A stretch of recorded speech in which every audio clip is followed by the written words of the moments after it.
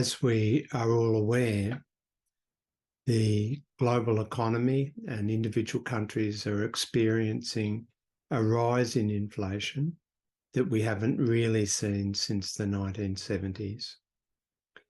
And the question is this a transient episode, or is it a return to the dynamics that drove inflation in the 1970s into the 1980s? My view is that this is a transitory episode, and that doesn't necessarily mean that it's short run. It just means that there's no additional propagating mechanisms that are present to drive the initial supply shock, which has generated the inflation, into a more structural, long-lived episode. Now, what I mean by that is that we clearly have a range of supply constraints that emerged during the pandemic because workers were sick, factories were closing, shipping was severely disrupted, local transport systems were disrupted by sickness, which created a shortage in the supply of goods. Now, at the same time, especially in 2020 and 2021, services supply was effectively artificially closed down by government restrictions. And so we weren't going out to cafes or theatres or sporting events, whatever. Also at the same time, we were saving money not going into the service sector, and our incomes were in the main being somewhat protected with some glaring deficiencies by government policy. And so what happened was that we started to divert our spending into goods rather than away from services. Of course, a lot of us were confined to our homes through lockdown arrangements. And so a lot of home renovation went on in that period. So there was a strong demand for goods, a weak demand for services, artificially constrained. And the goods sector on the supply side couldn't supply because of the factory closures and the transport disruptions. And so we started to see some price pressures emerging there, no doubt about it. Now, is that a demand side phenomenon or is it a supply side phenomenon? Well, it's really a supply side phenomenon, because if you advocated bringing spending back into line with the diminished supply, then we would have had massive recessions as well as the pandemic to deal with. And so that wouldn't have been very smart. Now, on top of that, of course, we've from the beginning of last year, we had the Ukrainian situation.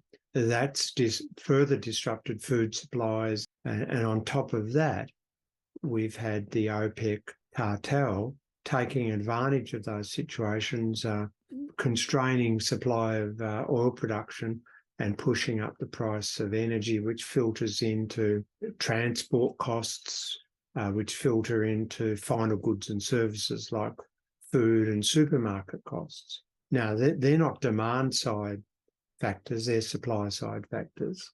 And the question then is, well, how permanent are they? Well, most of those factors are not going to be permanent. And that's why I say it's a transitory episode. Now, the point about propagating mechanisms is that in the 1970s, there was an oil shock which pushed up the price of oil. And at that time, trade unions were much more powerful, and corporations obviously had market power to set prices.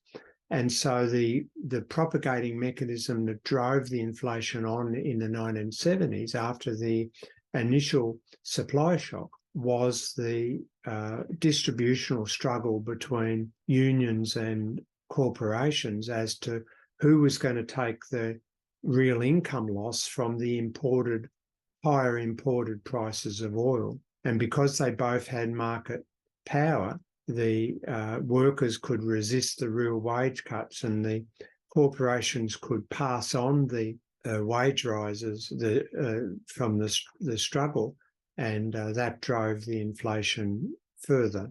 Now, we don't have those dynamics anymore. There is no wage price propagating spiral in this current episode.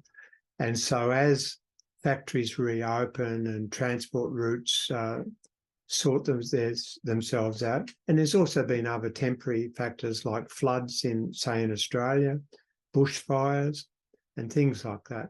As those things get sorted out, you'll see inflation dropping relatively quickly. And we're already seeing that around the world, that it's peaked and it's on its way down.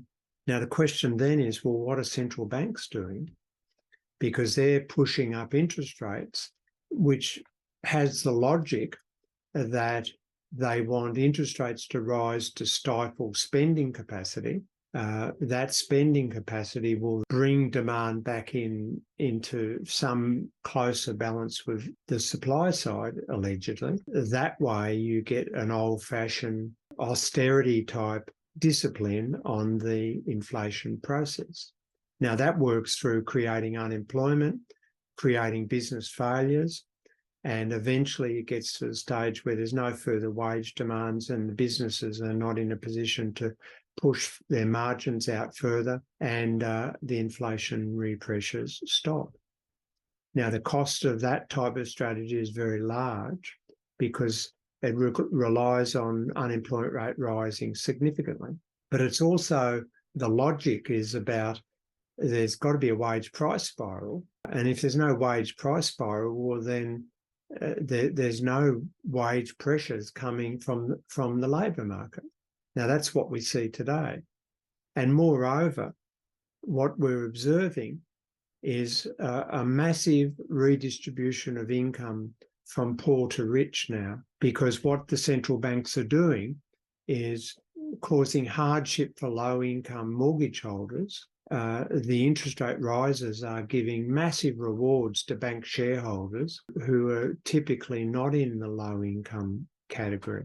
The central banks haven't got coherent research on what the net effect of the distributional effects of interest rate rises are. The damage done to borrowers is a reward to the lenders, and they don't know what that net effect is.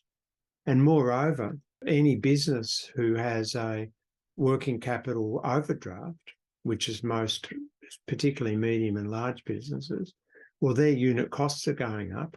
And if they've got price setting power, they're going to pass those unit cost rises on in the form of higher prices, which means effectively that the interest rate rises are inflationary, not deflationary. Now, we don't know the full extent of that, but that's probably happening. And there's good evidence, say last week in Australia, the evidence was that wages and unit costs in real terms are not rising, but profits are. There's real evidence to support the thesis that this inflationary pressures, as supply side the constraints abate, the inflation's being driven by profit gouging. Central banks increasing interest rates are not going to deal with that problem. So the last thing I want to say is, well, what would be a better solution? And think about Japan. The Bank of Japan formed the view at the start of this episode last year that the inflationary pressures were transitory and would sort themselves out in time. And so they resisted any pressure to put interest rates up. And meanwhile, the Japanese government, who's in charge of fiscal policy, took short-term measures to ease the cost of living pressure for households with some cash transfers, and also gave businesses financial incentives not to pass on imported cost pressures in the form of local price rises. And so their inflation is falling. It's relatively lower than other countries, and they haven't put up interest rates at all. The best method is that you provide some fiscal support to low-income families to get them through the cost of living squeeze. You put pressure on business firms not to profit gouge, and you wait the inflation out.